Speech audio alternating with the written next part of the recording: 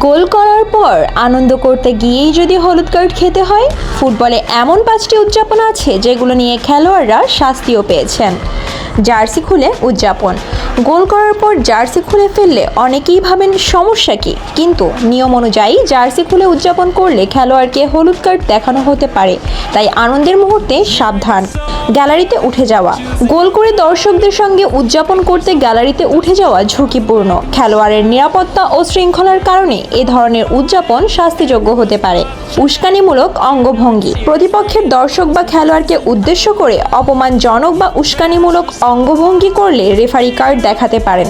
জার্সির নিচে রাজনৈতিক ধর্মীয় বার্তা দেখানো। গোলের পর জার্সি তুলে বিশেষ বার্তা প্রদর্শন করলেও শাস্তি হতে পারে।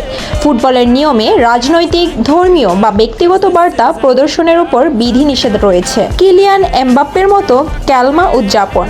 এটা আসলে নিষিদ্ধ উদযাপন নয়, কিন্তু কোনো উদযাপন যদি স্পষ্টভাবে প্রতিপক্ষকে উস্কানি দেওয়ার উদ্দেশ্য করা হয়, তাহলে রেফারি শাস্তি দিতে পারেন। অর্থাৎ একই উদযাপন এক ম্যাচে ঠিক থাকলেও পরিস্থিতি অনুযায়ী সমস্যা হতে পারে। শুধু গোল করলেই সব ধরনের উদযাপনের অনুমতি নেই, তাই গোল করার পর উদযাপন করুন, কিন্তু এমন কিছু করবেন না যাতে গোলের আনন্দটাই হলুদ কার্ডে শেষ হয়ে যায়।